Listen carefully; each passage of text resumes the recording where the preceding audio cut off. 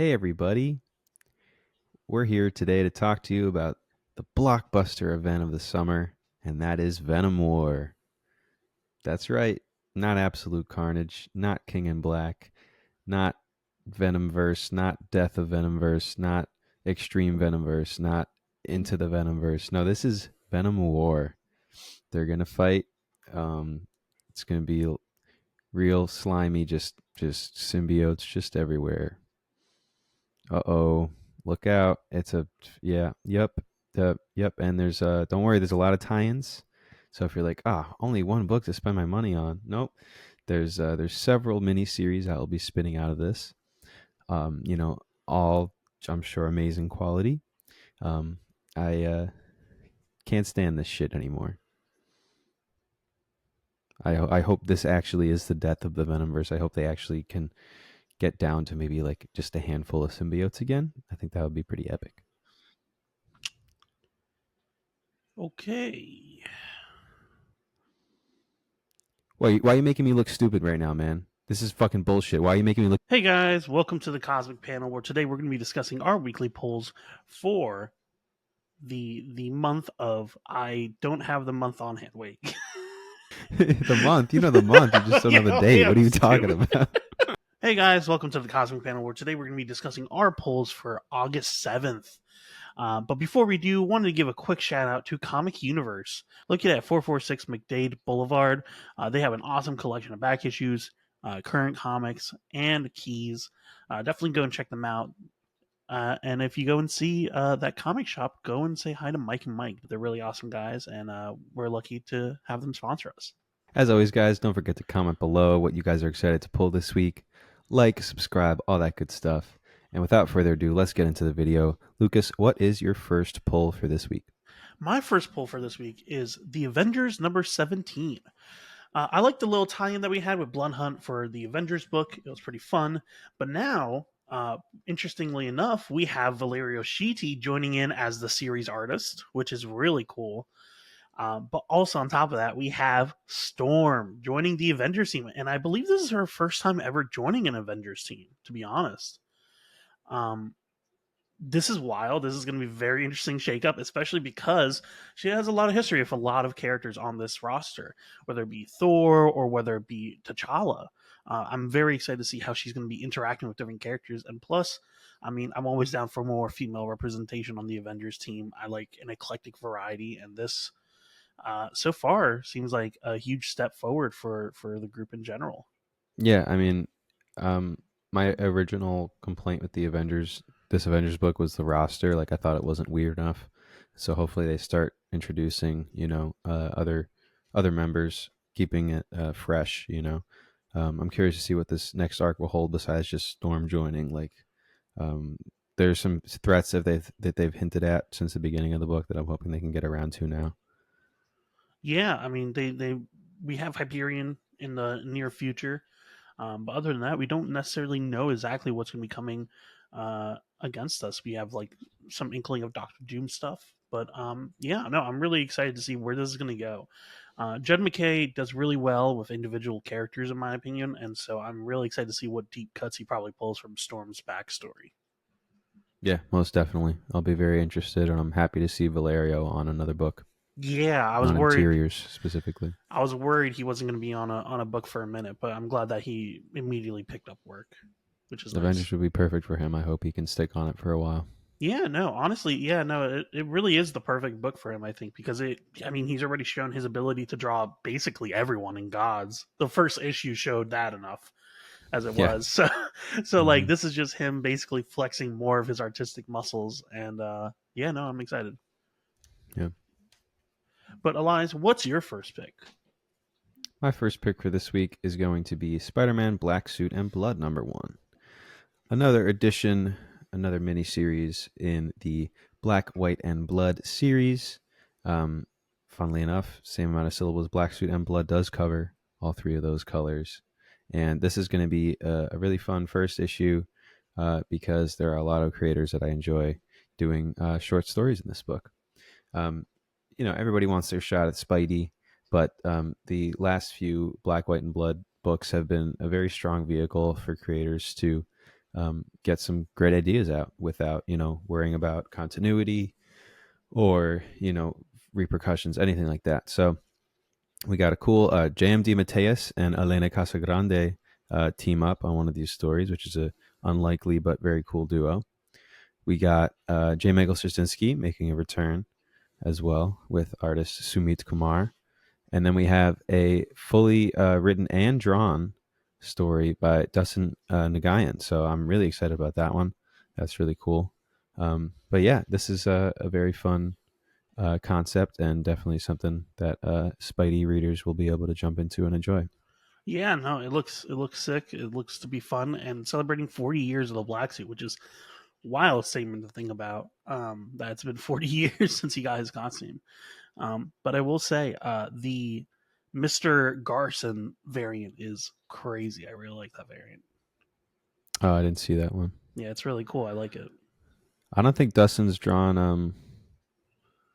I don't think Dustin's drawn. Oh, that yeah, that's like a homage to the No, those I love it. collage covers that they do. That's cool. No, I mean, I think collage Yeah. colors are honestly they should come back in style. I mean, they provide an opportunity for everyone's artwork to be on display, Mm, regardless of like creative team or anything. It's cool.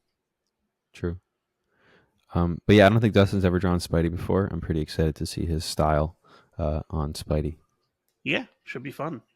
All right, Lucas, what's next up for you? Next up for me is Ain't No Grave #4.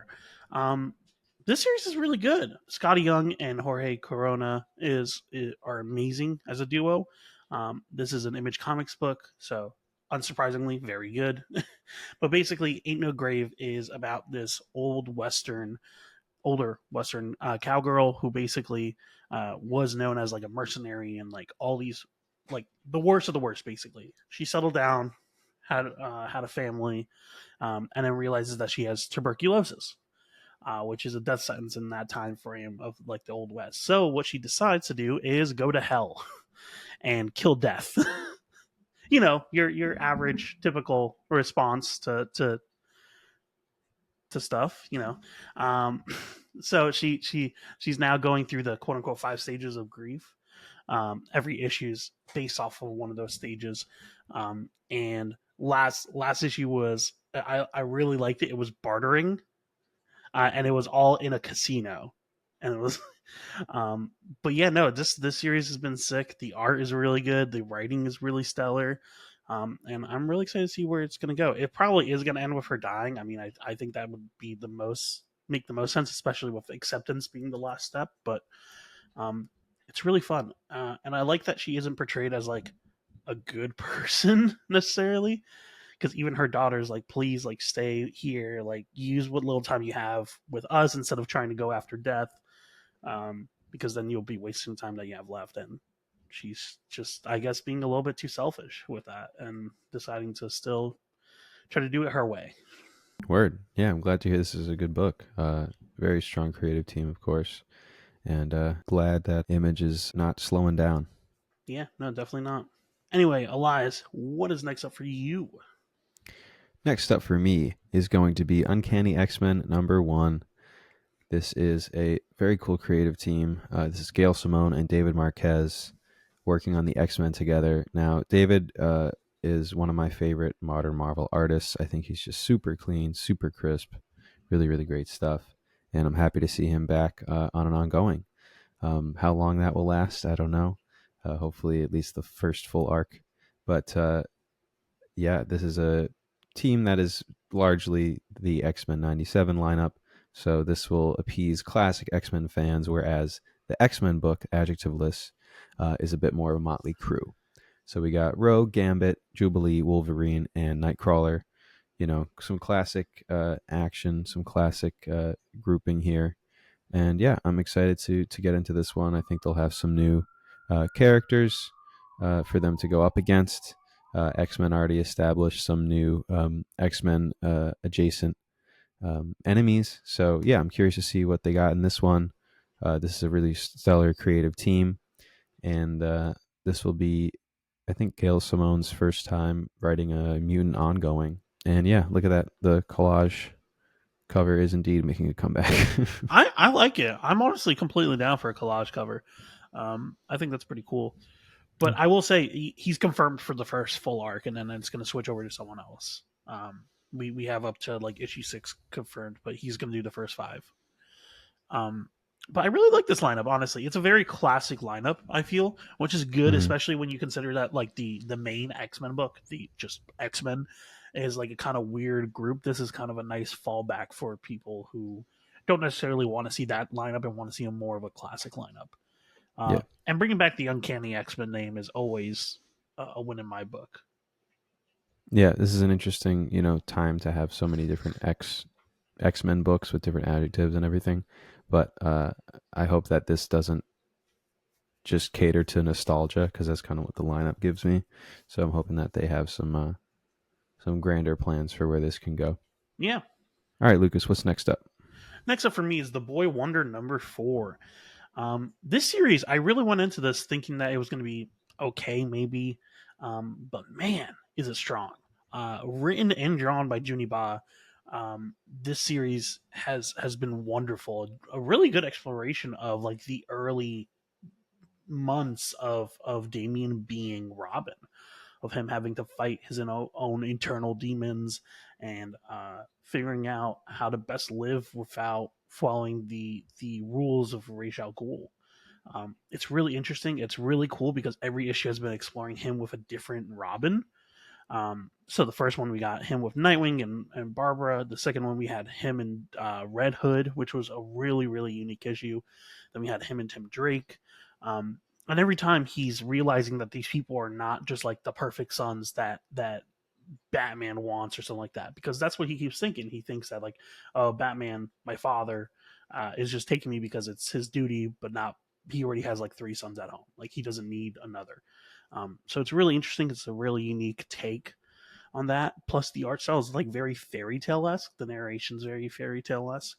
So it's really cool. It's honestly such a unique book. It's Black Label. But yeah, no, well worth the read.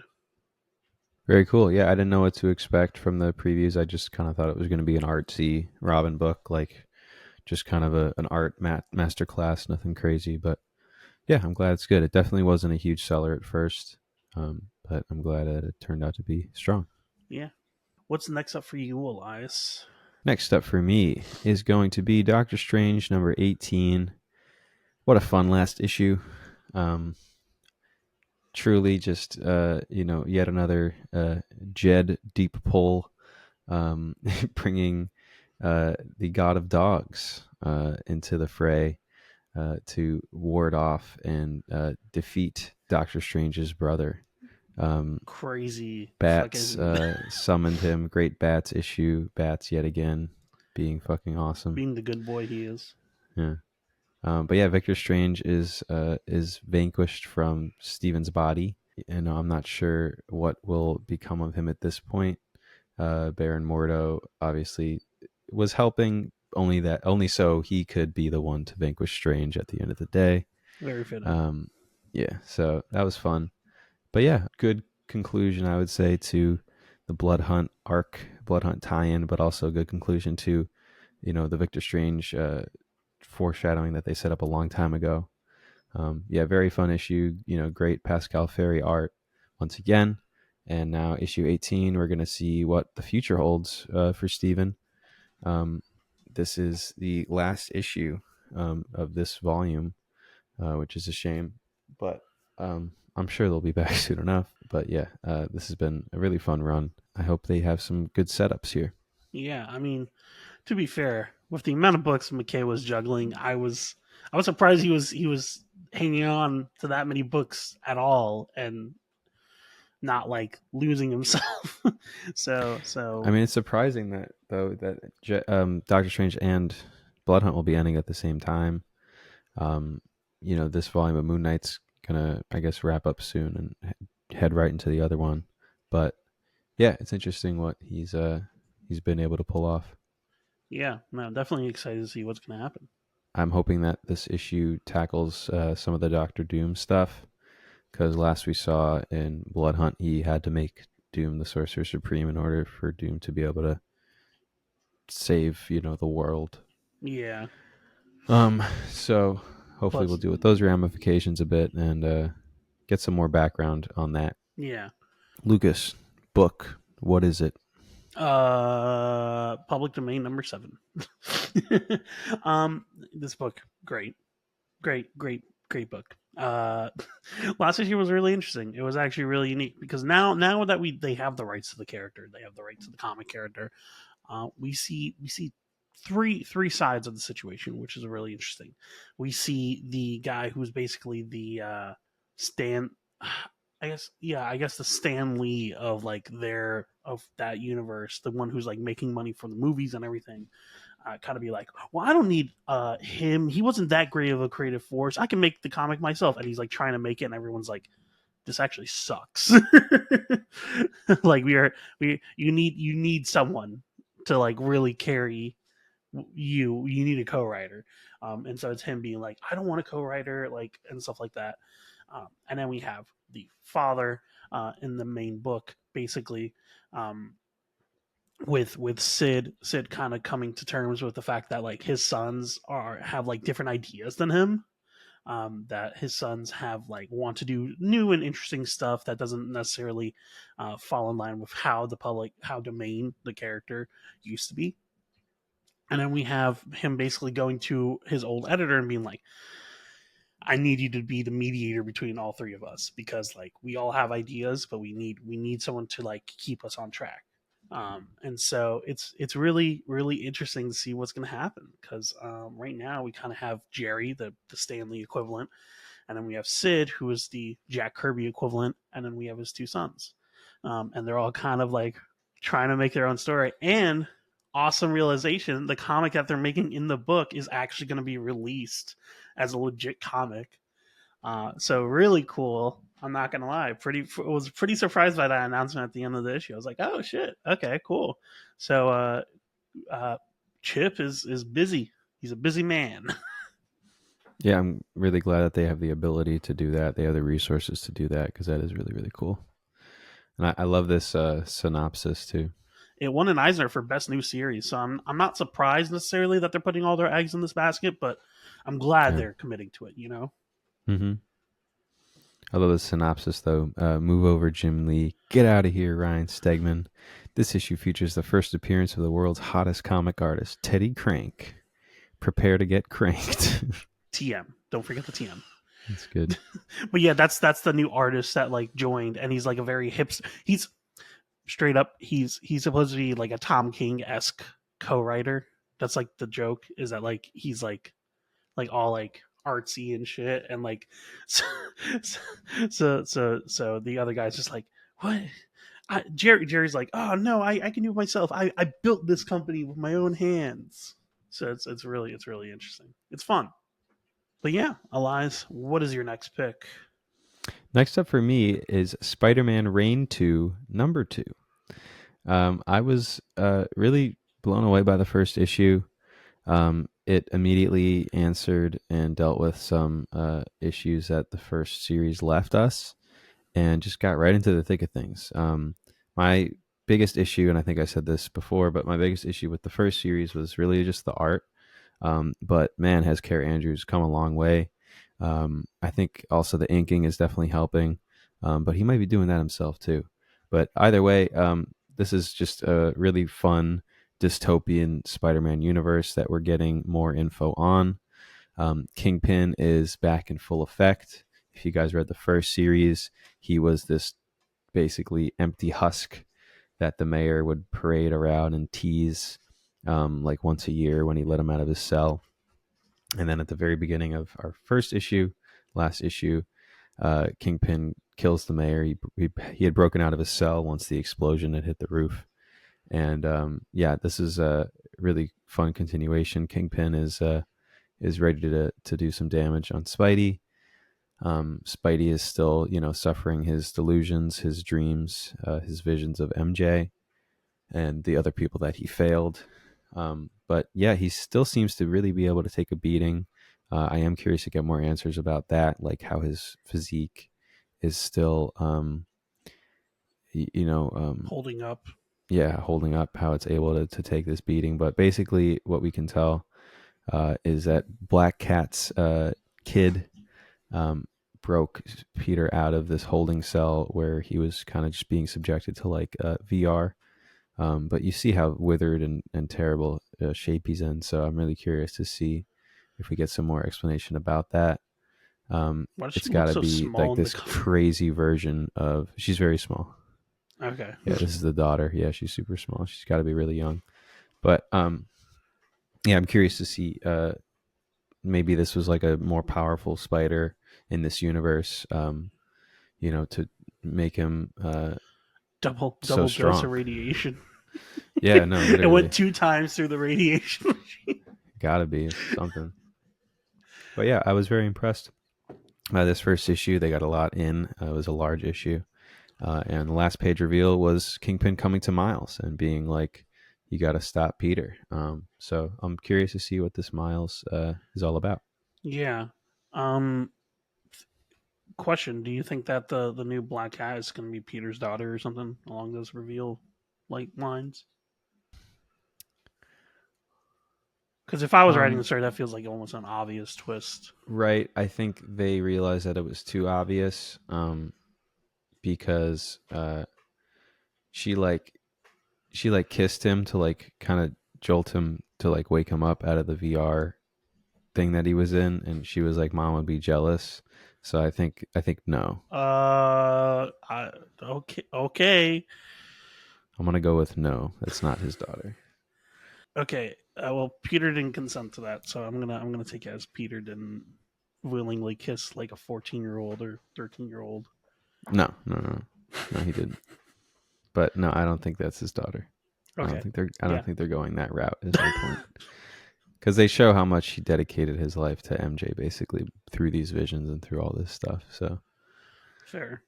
but yeah, the web is in even like bigger effect now, and it's keeping everyone trapped in New York City. What do you mean the web? And it was basically this defense system, like this sphere that they had around the city to keep people from leaving, and it also trapped Spidey in at the end of the um, first series. Oh, He okay. thought he had taken it down, but I guess in the time that he was captured, they were able to set it back up.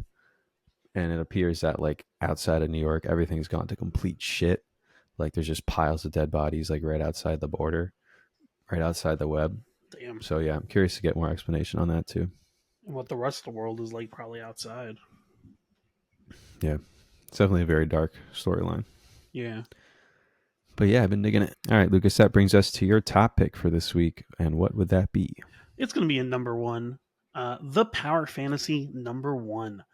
This creative team immediately sold me on this book. Kieran Gillen, already amazing writer, love his indie stuff. But Casper Wingegaard on it also. We've cooked. We've cooked. This is gas already from the get go. From the cover, you can already tell this is going to be something really really special. Um, but I really love the summary. The summary really is interesting. Super powered. You probably have preconceived notions. They're incorrect. Here, that word has a specific technical definition, namely, any individual with the destructive capacity of the nuclear arsenal of the USA. There are 6 such people on Earth. The planet's survival relies on them never coming into conflict. Come dance to the ticking of the doomsday clock. The eternal fight against fighting starts now. Really simple premise. Love that. Love how vague it is. Love how they're kind of like this is the box we're in. Um, but yeah, I can't wait to see what crazy art and crazy stories we have here because I'm sure they're cooking. Yeah, this is Casper's. I want to say like first ongoing book in a long time. Because didn't what's it called? All Against One end like a couple of years ago at this point. Yeah, it ended a while back. What was the last thing he did The besides Swan last thing he Songs? did, he did some Night Terror stuff. He did the Dead Man stories in Night Terrors, from what I remember. But other than He did? that, Oh, I didn't remember yeah, that. yeah, he did. He did. Remember when like a dead man was like talking to us and it was like in red and blue? It was like pink and blue. Um, But yeah, that was all him. Mm-hmm. Whenever Deadman was like having conversations with the readers, quote unquote, Right, right, right. that was him. But other than But that, it's been a while, right? yeah, it's been a while since he's been on as like the main writer, main artist for a book. So Hmm. very excited to see what he's going to be doing. It seems like he's been waiting for this for a minute now. Yeah, I'm very excited to see what this is all about. Elias, what's your top pick? My top pick for this week is going to be Absolute Power #2. A lot has happened in our tie-in books. We've had a lot of tie-in books since the first issue. Honestly, Things only are 1 week one, to be honest. right, but yeah, lots of shit is going on. Lots of shit's going down. Lots of shit's going south. Wonder Woman book was strange, but basically one of the Amazos was sent after her and the Justice League Dark, who were just hanging out, um, and successfully defeated all of them, from what I could tell. So they're in pretty bad shape. Now we got to see what advancements Waller's making at this point.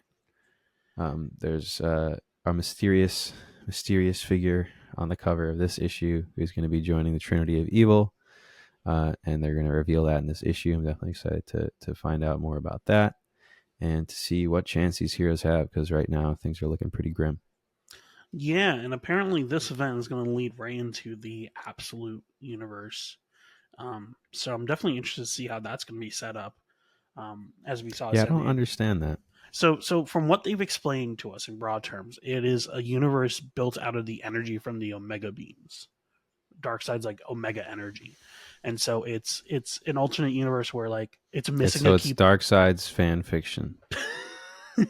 Sorry, go ahead. It's basically a universe where it's like missing key components. So like Superman's missing his humanity, Batman's missing his wealth, Wonder Woman is missing her island, her like people. So it's like key ideas. Wally is missing his sanity. I don't know what's up with Green Lantern, but like the idea is that like they're missing something because it was a universe built on Omega beams, basically, on Omega energy. Hmm. So yeah, interesting. I'm I just not sure how they're gonna set that yeah, up. You know, yeah, I don't know either. strange. But I mean, if they're making Darkseid an actual credible threat again, I always appreciate that. Yeah. But yeah, no, I mean, Absolute Power has been amazing. Also, I said that there was only one bad tie-in. There's actually two. There was two. They were like okay, they weren't bad, but it was the Weak. Absolute Power Origins, which wasn't that great, and then was With there the one more? cover, I thought was just a straight up photo. Yeah, it was okay. It was like a whatever story, to be honest. Hmm. But other than that, every other tie-in has been pretty great, either good or better. So I'm actually really excited to see what's going to happen because, like I said, I have a theory that the person that we see on the cover is John Kent turned into like a cyborg Superman or something along those lines. So, Hmm. um, I think that makes sense. Yeah. and I think I'm really excited to see where this is going to go. It's an interesting move to make such a big thing. Like, I'm wondering why that's Waller's like ultimate plan here, Well, I think it's not even for him. hers because the thing is that like the Brainiac Queen. Surprisingly enough, the Brainiac Queen hasn't been shown in the main book or the tie-ins, which is wild. She was only shown in that one issue that I told you about, where Yeah, like and the prelude. yeah, but in that prelude, she comes up with the idea for how to get rid of everyone's powers. Like she's the not failsafe, her. So she's the one that somehow altered the Mazos to do that, and also has some grander plan that Waller doesn't even know because she gave her the time to build that plan. So right now, Waller, surprisingly enough, weirdly enough, trusting a robot over humanity. Well, I thought she just like conditioned her and made sure that she saw the superheroes Yeah, as the enemy. no, yeah, I 100%. don't think she's like I don't think it's completely out of her hands. I think she was just pointing her in a direction and kind of letting her go, I guess. But yeah. But yeah, either way, still very very weird. But it seems like the Brainiac Queen has like a grand plan that she wants to enact, and so this is to like make sure, quote unquote, like all the heroes are finally done for, outside of them just taking their powers. She is the House of Brainiac. She's a house. I think it's a reference to the Frankenstein movies because there was the original, and there's Bride, and then there's Son, and then there's House of Frankenstein. Oh, I So I didn't think realize that. that's the bit, the Oh, bit I there, thought it the was just reference House of there. L. Like that was always like the Superman It families. could be both. Yeah, Yeah. but But yeah, yeah. interesting. Well, guys, that's going to do it for us this week for August 7th's releases. Once again, comment below what you guys are excited to pull, what you guys are reading. Like, subscribe, all that stuff we said at the beginning. Don't forget to support your local comic shop and read some comics. Bye Bye bye. bye.